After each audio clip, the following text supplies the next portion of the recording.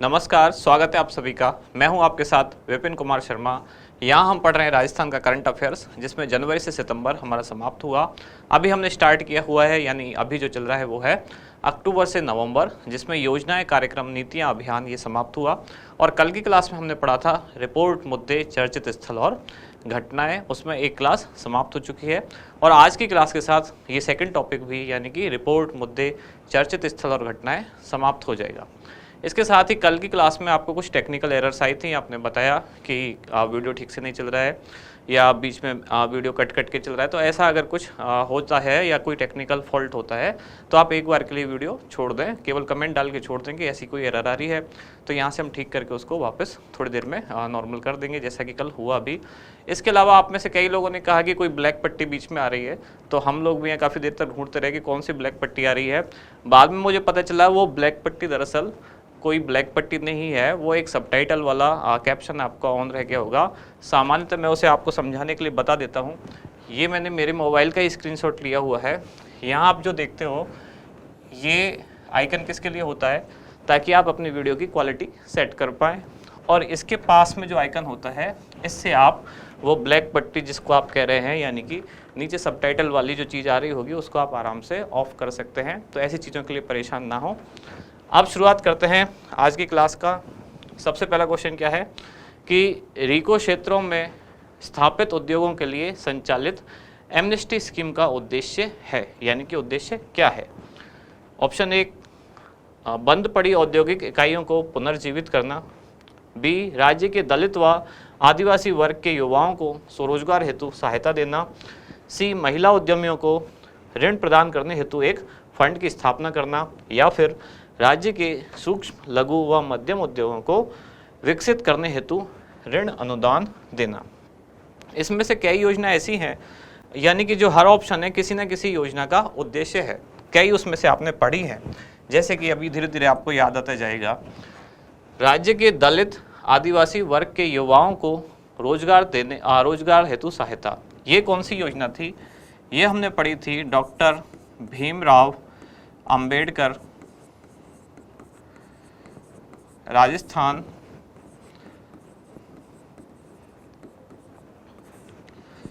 दलित आदिवासी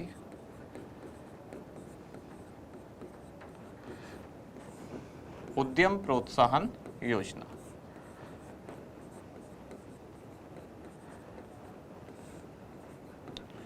और ये योजना कब आई, कब जारी की गई? घोषणा की गई थी बजट 2022-23 में, और बाद में 2022 में ये शुरू कर दी गई।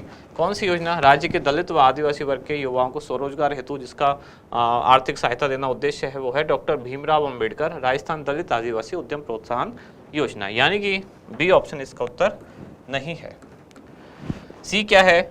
महिला उद्यमियों को ऋण प्रदान करने हेतु एक फंड की स्थापना करना।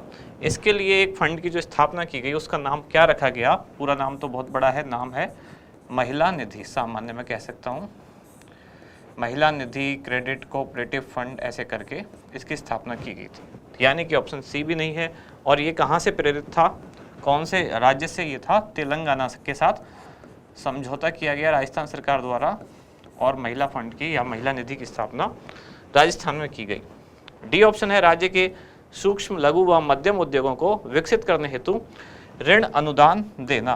तो इसके लिए भी हमने कल ही पढ़ा था, कौन सी योजना है? वो है मुख्यमंत्री लघु उद्यम प्रोत्साहन योजना।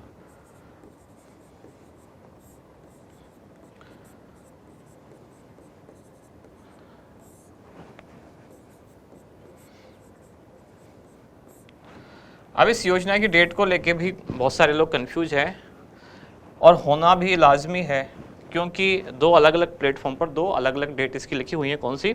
लघु उद्यम प्रोत्साहन योजना। अगर आप आर्थिक समीक्षा देखेंगे 2021-22 वाली, वहाँ लिखा हुआ है क्या? 13 दिसंबर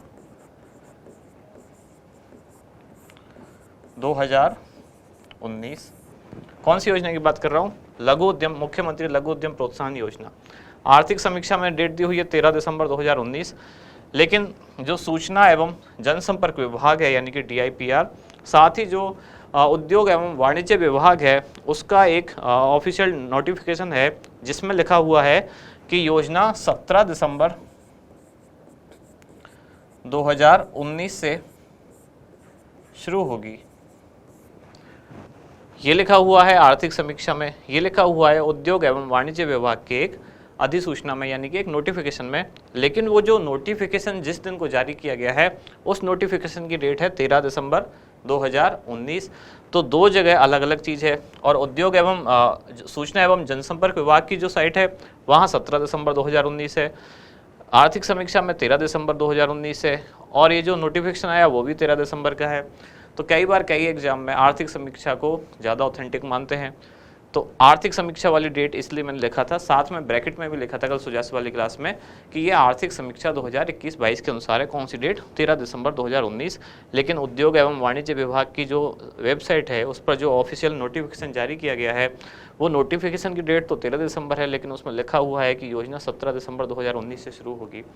तो इस तरह से दो अलग अलग चीज़ें मिलती हैं, जबकि आर्थिक समीक्षा में लिखा हुआ है कि 13 दिसंबर 2019 से प्रारंभ हो चुकी है। अब इसका उत्तर क्या बचा? तो इसका उत्तर क्या बचा? ये है ऑप्शन ए, यानी कि राज्य की बंद पड़ी औद्योगिक इकाइयों को पुनर्जीवित करना। अगर आपको एमनेस्टी शब्द का भी मतलब पता है, एमनेस्टी जो यहाँ लिखा हुआ है, अगर आपको इस शब्द का मतलब पता है तब भी आप उत्तर इसका निकाल पाएंगे कॉमन सेंस से। एमनेस्टी शब्द का मतलब क्या होता है? इसका मतलब होता है एक बड़े स्तर पर बहुत सारे लोगों को एक साथ माफ़ किया जाना। सामान्यतः से कहते हैं जैसे राज क्षमा, मतलब राजा ने पूरे बहुत सारे लोगों को माफ़ कर दिया। या कई बार ऐसा होता था किसी खास उत्सव पर किसी राजा के घर में संतान हुई, बेटा हुआ, तो उसने जो कैदी हैं बहुत सारे कैदी उनको छोड़ दिया, सबको माफ़ कर दिया, सबकी सज़ा ख़त्म कर दी। तो ऐसे मास लेवल पर बहुत सारे लोगों को माफ़ किया जाना, वहाँ से शब्द आया एमनेस्टी, यानी कि एक तरह से सामान्य भाषा में राज क्षमा, यानी कि बहुत सारे लोगों को एक साथ माफ़ करना, बड़े स्तर पर माफ़ी, बहुत लोगों को माफ़ी।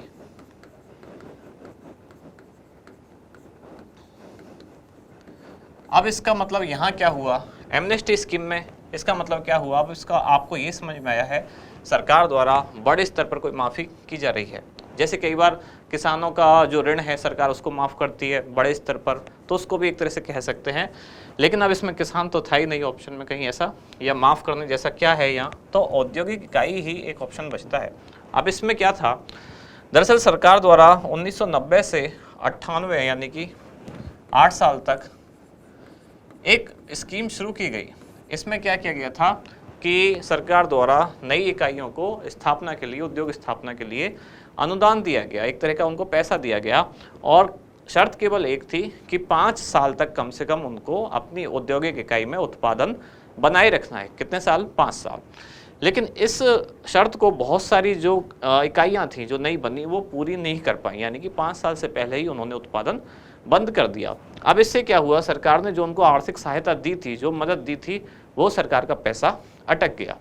अब ना तो उद्योग चल रहा है और ना ही सरकार का पैसा वापस आ रहा है। इसके लिए सरकार ने ये योजना शुरू की, एमनेस्टी स्कीम। इसका उद्देश्य क्या रखा सरकार ने कि जिनका भी पैसा अटक गया है, जितना भी रह गया है, अगर वो उसका 50% एक साथ वापस दे देते हैं तो बाकी का जो मूल राशि का 50% दे देते हैं, तो बाकी की मूल राशि और ब्याज ये सब चीज़ें माफ़ कर दी जाएंगी।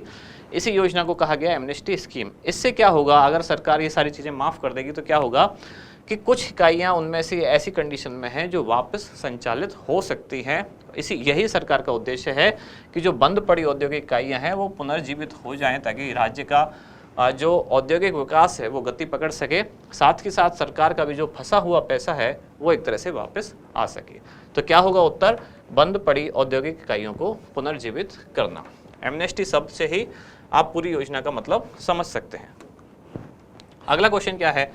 आमजन की समस्याओं के तेजी से निस्तारण हेतु शुरू की गई त्रिस्तरीय जन सुनवाई व्यवस्था के लिए प्रत्येक माह के कौन से दिन को तय किया गया है? ऊपर लिखा हुआ है मंगलवार, फिर है शुक्रवार। इन दोनों दिन को मंगलवार और शुक्रवार, अभी कुछ दिन पहले ही हमने पढ़ा कौन सी योजना? मुख्यमंत्री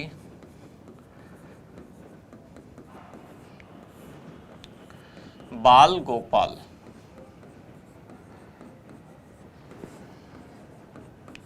योजना। इस योजना के तहत क्या होता है?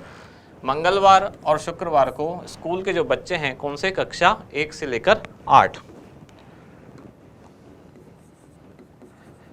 कक्षा 1 से 8, तो इन बच्चों को क्या दिया जाता है, दूध का वितरण इन 2 दिन।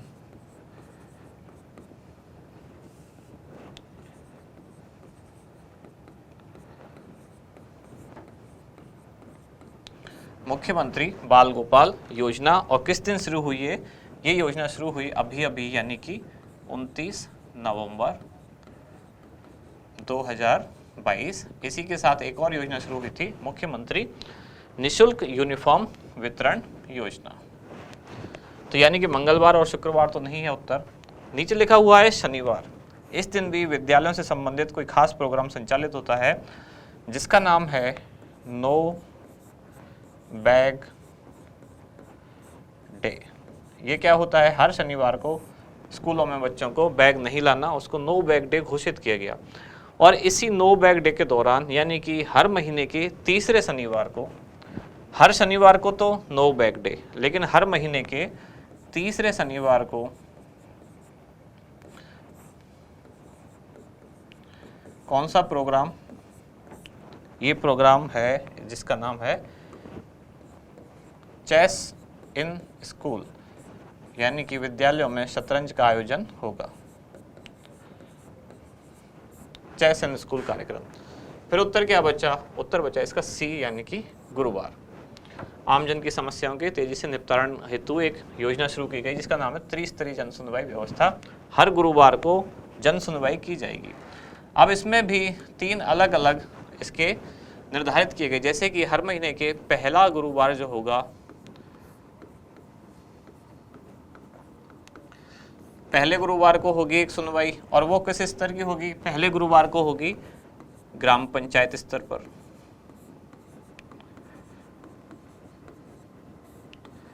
यानी कि जन सुनवाई पहले गुरुवार को, हर महीने के पहले गुरुवार को कौन से स्तर पर होगी, तो ग्राम पंचायत स्तर पर। फिर इसके बाद है दूसरा गुरुवार। ग्राम पंचायत के बाद अगला जो स्तर आता है, ऊपर की तरफ चलें तो कौन सा आएगा, ये आएगा कौन सा, ये है ब्लॉक स्तर या उपखंड स्तर।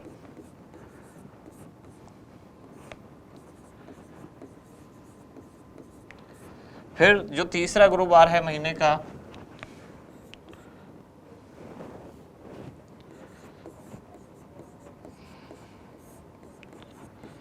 तीसरे गुरुवार को कौन से स्तर पर होगी सुनवाई, तो अब तीसरा स्तर क्या हुआ, इससे ऊपर जाएंगे ब्लॉक से तो ये होगा जिला स्तर।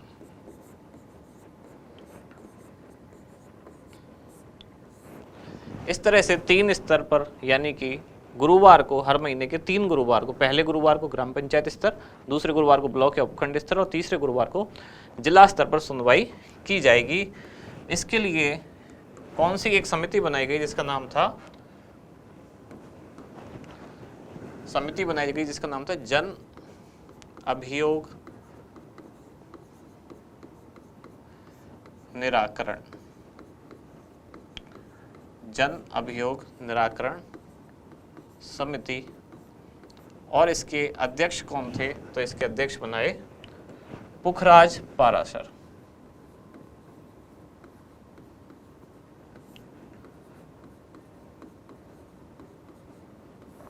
क्लियर। ये सारी जानकारी किसके बारे में, त्रिस्तरीय जन सुनवाई। एक बार आप स्क्रीनशॉट ले लें, बहुत सारी जानकारी मैंने लिखी है।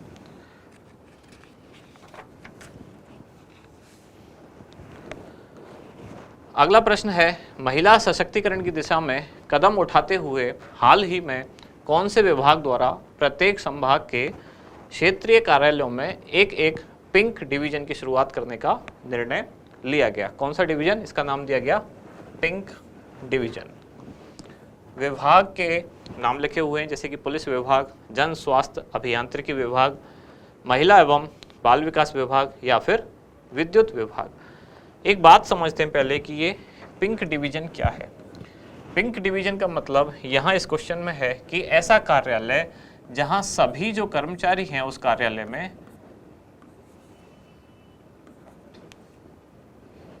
सभी कर्मचारी कौन होंगे, तो इसके सभी कर्मचारी होंगी महिलाएं, इसलिए इसको नाम दिया गया पिंक डिवीजन। सभी कर्मचारी महिलाएं होंगी, इसलिए इसको नाम दिया गया पिंक डिवीजन। कौन से विभाग से संबंधित ये बात है, तो ये हुआ जन स्वास्थ्य अभियांत्रिकी विभाग। इस विभाग ने इस काम को शुरू किया सबसे पहले कि क्षेत्रीय स्तर पर यानी संभाग स्तर पर जो इनके क्षेत्रीय कार्यालय होंगे उन कार्यालयों में एक एक पिंक डिवीजन शुरू किया जाएगा, यानी कि जो पूरे कर्मचारी हैं उस कार्यालय के वो सभी होंगी महिलाएं। अब इसमें भी जो पहला कार्यालय या पहला पिंक डिवीजन बनाया गया वो कहाँ बनाया गया है, वो है मालवीय नगर। और कहाँ है मालवीय नगर वाला, ये है मालवीय नगर जयपुर। मालवीय नगर जयपुर में पहला पिंक डिवीजन बनाया गया, जन स्वास्थ्य अभियांत्रिकी विभाग। अगला क्वेश्चन है, देवनारायण नगर एकीकृत पशुपालक आवासीय योजना में संयंत्र से गैस खरीद के लिए कोटा नगर विकास न्यास तथा राजस्थान राज्य गैस लिमिटेड द्वारा निम्नलिखित में से किसके साथ समझौता किया गया। जब हमने पढ़ा था किसके बारे में, देवनारायण नगर एकीकृत पशुपालक आवासीय योजना, इस योजना में क्या था कि पशुपालक और उसके साथ उसका जो पशु है, राज्य सरकार ने योजना शुरू की कि इन दोनों के लिए एक कॉमन आवास बना दिया जाए, यानी कि जैसे ग्रामीण क्षेत्रों में लोग रहते हैं अपने घर पे ही पास में ही उनके पशु भी बंधे रहते हैं और वो लोग भी वहाँ रह पाते हैं। ये योजना शुरू की गई कोटा से, तो यहाँ कोटा नगर विकास न्यास ने ही योजना शुरू की थी। पशुपालकों को इतनी व्यवस्था की जाए, यानी कि इतना एक एरिया दिया जाए जहाँ वो खुद भी रह सकें और उनका जो पालतू पशु है, जितने भी पालतू पशु हैं वो भी उनके साथ रह सकें। इस तरह का आवास बनाया गया। अब इस आवास में वो सारी सुविधाएं थी जो पशुओं के लिए भी चाहिए और मनुष्य के लिए भी चाहिए। अब इन सुविधाओं के इसमें एक और चीज़ थी कि जो पशु होंगे उनके जो मलमूत्र वगैरह होंगे, पशुओं का जो गोबर होगा, उससे वहाँ गोबर गैस भी बनाई जाएगी। तब उसके लिए एक संयंत्र भी स्थापित किया जाएगा। अब उस संयंत्र से जो निकलने वाली गैस होगी उसका यूज कैसे करें, यानी कि जो बायोगैस है या गोबर गैस जिसे कहते हैं, उसका यूज करने के लिए कोटा नगर विकास न्यास ने समझौता पत्र हस्ताक्षरित किया। और वो किसके साथ हस्ताक्षरित किया वो आपसे पूछा गया है। ऑप्शंस हैं आपके ONGC यानी कि oil and natural gas corporation, दूसरा है HPCL यानी कि हिंदुस्तान पेट्रोलियम कॉरपोरेशन लिमिटेड, तीसरा है GAIL यानी शॉर्ट में जैसे गेल कहते हैं, ये है gas authority of India limited, और चौथा है BPCL यानी कि भारत पेट्रोलियम कॉरपोरेशन लिमिटेड। तो इसका उत्तर क्या है, HPCL, जिसको सामान्यतः आप गेल इंडिया करके कहते हैं, तो ये याद रखें, GAIL India. Gas authority of India limited के साथ कोटा के नगर विकास न्यास ने समझौता किया कि जो पशुपालक एकीकृत आवासीय योजना है वहाँ रहने वाले जो पशु हैं उनके गोबर से जो निकली गैस है, जिसको बायोगैस या गोबर गैस कहा, तो वो जो संयंत्र से निकली गैस है उसके उपयोग के लिए समझौता किसके साथ हस्ताक्षरित किया गया। हाँ, ये फिर वही गलती मैंने की है जो कल भी की थी एक, ये है GAIL। कल भी ऐसे एक ऑप्शन में मैंने गलती की थी क्या, जिसमें लिखा हुआ था A व B दोनों, तो वो मिसप्रिंट था, दरअसल उसमें A और C था। आज भी वो क्लास आएगी तब हम देखेंगे। तो GAIL यानी कि gas authority of India limited, GAIL India के साथ ये समझौता हस्ताक्षरित किया गया। अगला प्रश्न है, राजस्थान के प्रचलित लोक नृत्य, ये पुस्तक का नाम है, नामक पुस्तक के लेखक कौन है। माधव हाड़ा, पन्नालाल मेघवाल, मिठेश निर्मोही या मधु कांकरिया। इसमें से तीन नाम तो आप लगातार सुनते आ रहे हैं, मैं भी बहुत बार बोल चुका हूँ। माधव हाड़ा, इनको 32वां क्या मिला, बिहारी पुरस्कार। बिहारी पुरस्कार किसके द्वारा दिया जाता है, कौन सी इसकी कृति है, ये सारी बातें मैं बहुत बार कह चुका हूँ। 32वां बिहारी पुरस्कार कौन से ईयर में दिया गया, 2022। के बिरला फाउंडेशन द्वारा ये पुरस्कार दिया जाता है। इनकी जो कृति है उसका नाम था पंचरंग चोला पहर सखीरी, माधव हाड़ा। मधु काकरिया को यही बिहारी पुरस्कार दिया गया, लेकिन कब दिया गया, 31वां, यानी कि कौन से ईयर का, 2021 वाला। और इनकी पुस्तक का नाम क्या है, तो ये है हम यहाँ थे। ये आदिवासियों से संबंधित एक कहानी है और ये जो थी वो थी पंचरंग चोला पहर सखीरी। मिठेश निर्मोही की बात हमने कल भी की। इनकी पुस्तक क्या है, मुक्ति, राजस्थानी भाषा में काव्य संग्रह, और इनको क्या मिला, भारतीय साहित्य अकादमी अवार्ड 2021।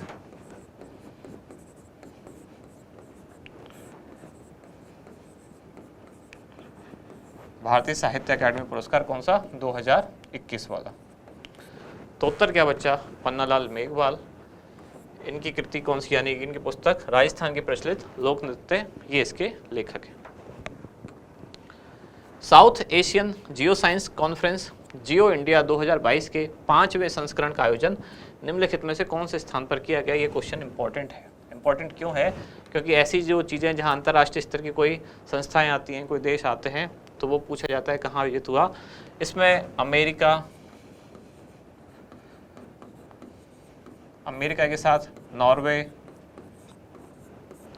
के साथ यूरोपियन यूनियन, ऐसे बहुत सारे जो देश हैं उन्होंने यहाँ भाग लिया। किससे संबंधित ये कॉन्फ्रेंस है? ये है जियो साइंस, यानी धरती के विज्ञान, पृथ्वी विज्ञान से संबंधित ये है। और इसका आयोजन कहाँ हुआ? इसका आयोजन हुआ जयपुर में। कहाँ? सीतापुर। जयपुर के सीतापुर में इसका आयोजन किया गया। एक ले लें स्क्रीनशॉट, फिर पढ़ते हैं आगे।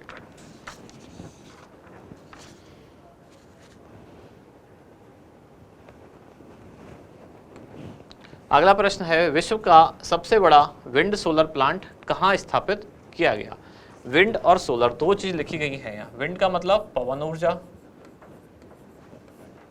और सोलर का मतलब सौर ऊर्जा, यानी कि एक ऐसा प्लांट स्थापित किया जा रहा है जिससे पवन ऊर्जा भी बनेगी और सौर ऊर्जा भी बनेगी। यानी ये कैसा प्लांट हुआ? ये हुआ हाइब्रिड। पूछा गया है कहाँ स्थापित किया गया है? जोधपुर, जैसलमेर, बाड़मेर या बीकानेर। कल मैंने एक और चीज़ पूछी थी आपसे सुजस वाली क्लास में कि विश्व का सबसे बड़ा सोलर पार्क जो है वो कहाँ है, तो आप उसका भी उत्तर दें। ये क्या है? विंड एंड सोलर प्लांट है। ये कहाँ है? ये है जैसलमेर में। 600 मेगावाट इसकी क्षमता है।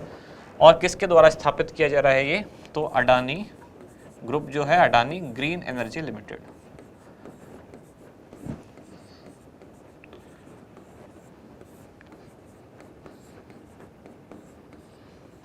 अडानी ग्रीन एनर्जी लिमिटेड द्वारा स्थापित किया जा रहा है। कहाँ?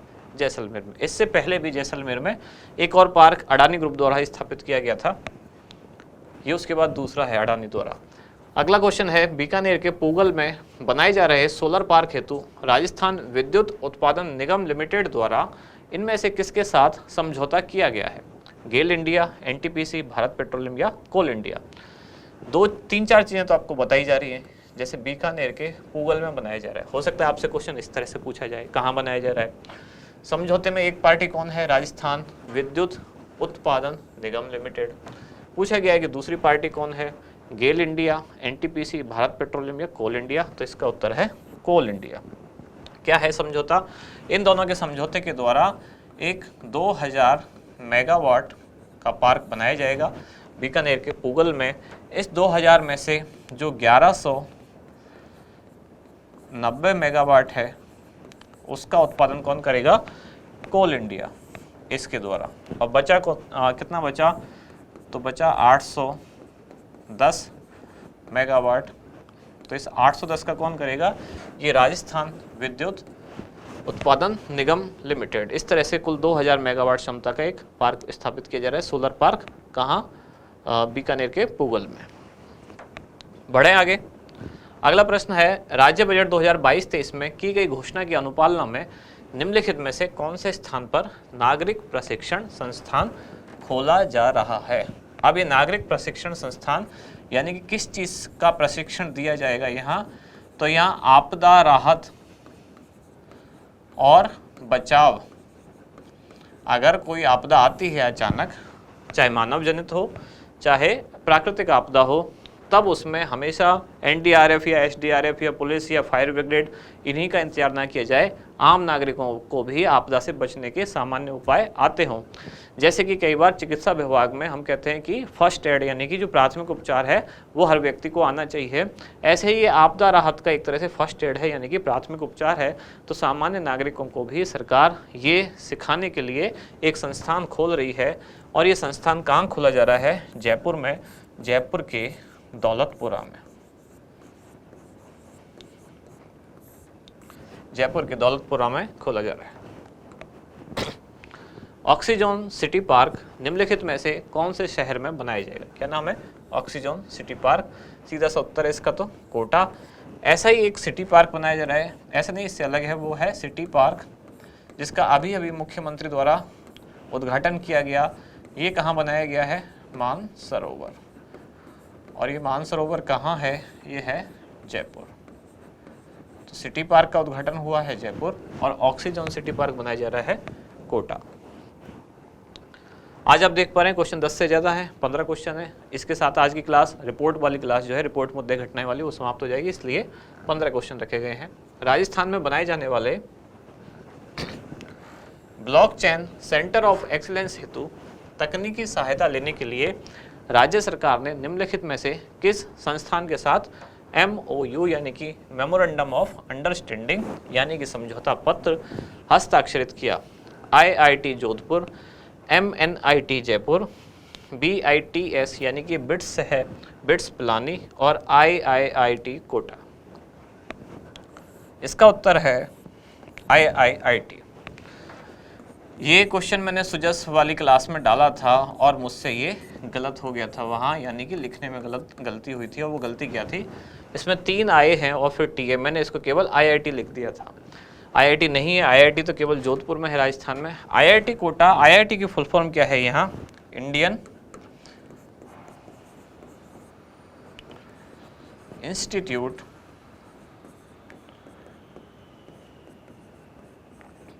Of information technology.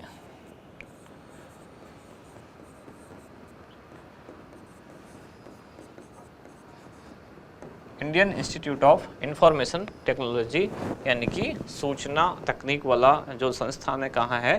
कोटा में। इसके साथ एक समझौता किया गया है जिसमें ब्लॉकचेन जो राजस्थान में स्थापित किया जाएगा। इस ब्लॉकचेन की जो स्थापना की घोषणा कब की गई थी? तो बजट 2022-23 में इसकी घोषणा की गई थी कि राजस्थान में एक ब्लॉकचेन सेंटर ऑफ एक्सीलेंस स्थापित किया जाएगा। अब आप पूछेंगे राजस्थान में कहाँ? तो अभी इसका स्थान निर्धारित नहीं है, बस कहीं ना कहीं राजस्थान में बनाया जाएगा। और IIT कोटा यानी कि Indian institute of information technology Kota इसमें तकनीकी सहायता देगा। अगला क्वेश्चन है, हाल ही में ऊंटनी के दूध से चॉकलेट बनाने का एक ट्रेडमार्क हासिल करने वाला राष्ट्रीय उष्ण संस्थान केंद्र कहाँ अवस्थित है? इस क्वेश्चन को मैं केवल इतना भी पूछ सकता था, राष्ट्रीय उष्ण संस्थान केंद्र कहाँ अवस्थित है। अगर मैं केवल इतना पूछता तो एक सामान्य सी जानकारी होती। आपको इस क्वेश्चन में एक बात बताई गई है, पूछी तो बहुत सामान्य बात गई है, बताई ज़्यादा इंपॉर्टेंट बात गई है कि अभी अभी ये जो राष्ट्रीय उष्ण संस्थान केंद्र है उसने ऊँटनी के दूध से चॉकलेट बनाने का ट्रेडमार्क हासिल कर लिया है। ये जो दूध से जो चॉकलेट बनेगी ये ऐसी होगी जिसमें मधुमेह का भी जो रोगी है, यानी कि जो डायबिटीज का भी पेशेंट है, डायबिटीज के रोगी भी इस चॉकलेट को खा पाएंगे।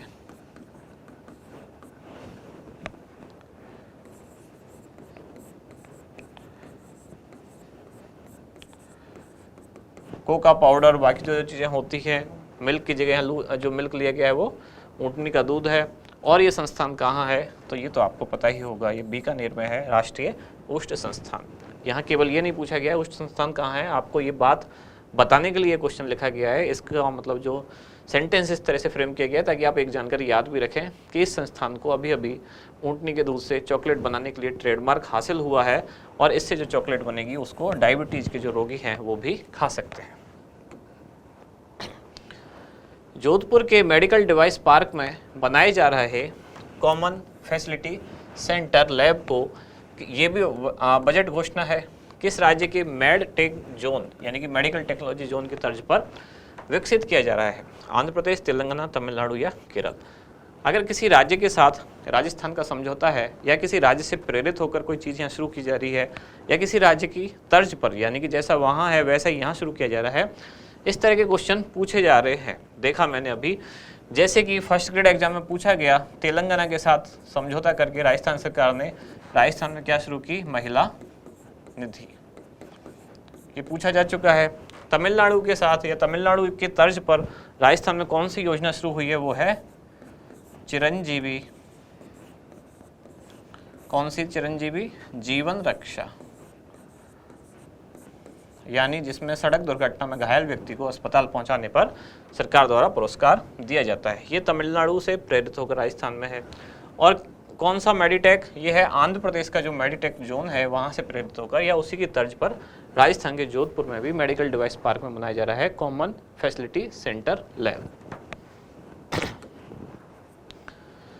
प्रताप वैक्स म्यूजियम नाम से बनाया गया प्रदेश का पहला संत संग्रहालय, प्रदेश का पहला संत संग्रहालय है, नाम क्या है? Pratap wax museum. पूछा क्या गया है कि कहाँ है ये, स्थित कहाँ है? राजसमंद, चित्तौड़गढ़, डूंगरपुर या उदयपुर? तो ये कहाँ स्थित है? उदयपुर। ये वैसे चारों ही स्थान हैं जो महाराणा प्रताप से संबंधित हैं। ऑप्शन इसलिए आपको ऐसे रखे गए हैं क्योंकि आप तुक्का भी मार सकते हैं। प्रताप वैक्स म्यूजियम एक ही उदयपुर होता है ऐसा, बाकी अगर मेवाड़ के क्षेत्र नहीं होते तब आप तुक्का लगा सकते हैं।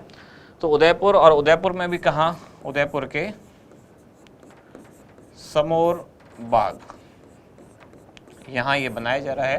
प्रदेश का पहला है, पहली कोई भी चीज़ है तो याद रखी जानी चाहिए आपको।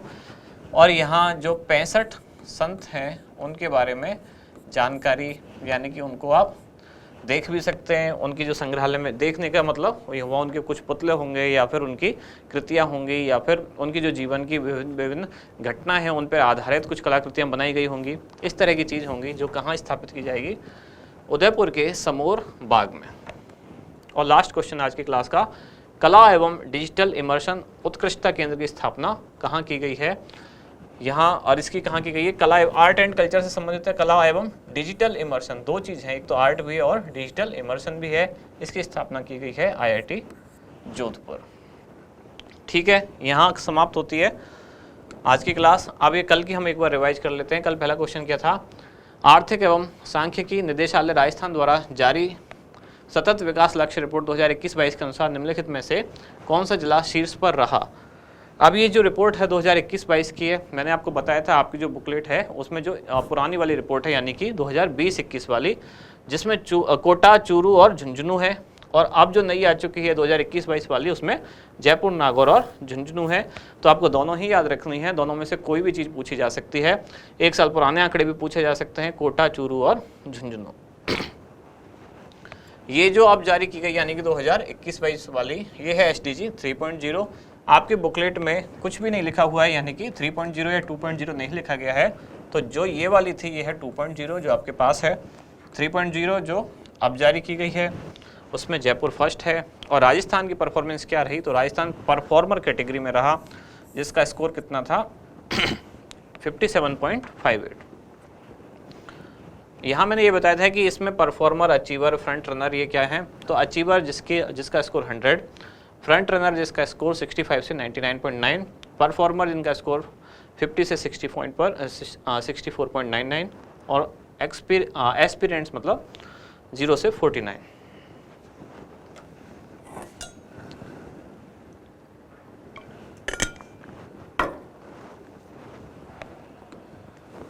अगला क्वेश्चन था, हाल ही में भारतीय कृषि अनुसंधान परिषद यानी कि ICAR नई दिल्ली द्वारा वर्ष 2019-20 व 2020-21 की संयुक्त रैंकिंग जारी की गई। इसके अनुसार निम्नलिखित में से कौन सा संस्थान राजस्थान में प्रथम रहा? तो राजस्थान में प्रथम रहा काजरी जोधपुर, लेकिन भारत में प्रथम रहा राष्ट्रीय बागवानी अनुसंधान संस्थान बेंगलोर। हाल ही में राज्य सरकार द्वारा विभिन्न वर्ग के आर्थिक उत्थान व कल्याण हेतु 3 बोर्ड बनाए गए। अभी पूछा गया कौन सा बोर्ड सामाजिक न्याय एवं अधिकारिता विभाग के तहत काम करेगा। यही वो क्वेश्चन था जिसमें गड़बड़ हुई थी। ये दरअसल बी नहीं है, यहाँ इसको सी करें आप। अब इसका आंसर सही है, यानी कि ए और सी ये जो दोनों हैं, राजस्थान राज्य महात्मा ज्योतिबा फुले बोर्ड और राजस्थान राज्य रजक कल्याण बोर्ड, ये दोनों हैं ASC। बोला मैंने सही था, एक्सप्लेन भी मैंने सही किया, लेकिन मैंने इसको ओवरलुक कर दिया कि यहाँ बी लिखा हुआ है, मुझे लगा यहाँ ए और सी है। ये एक टाइपिंग एरर है सामान्य सी। अगला था, राज्य सरकार द्वारा सार्वजनिक बहस के लिए जारी किए गए राजस्थान लोक सेवाओं के प्रदान की गारंटी और जवाबदेही विधेयक 2022 का प्रारूप निम्नलिखित में से किसकी अध्यक्षता वाली समिति द्वारा तैयार किया गया? तो ये थी राम लोभाया की समिति। इन्होंने नए जिलों के निर्माण वाली समिति की भी अध्यक्षता की। RCA के चुनाव के लिए रिटर्निंग ऑफिसर भी इनको बनाया गया। उषा शर्मा मुख्य सचिव हैं राजस्थान की। मैंने पूछा था क्या ये पहली हैं, तो आप में से बहुत लोगों ने सही जवाब दिया, ये पहली नहीं है, दूसरी हैं। पहली मुख्य सचिव कौन थी? कुशल सिंह। कब से कब कार्यकाल रहेगा इनका? 31 जनवरी 2022 से 30 जून 2023 तक।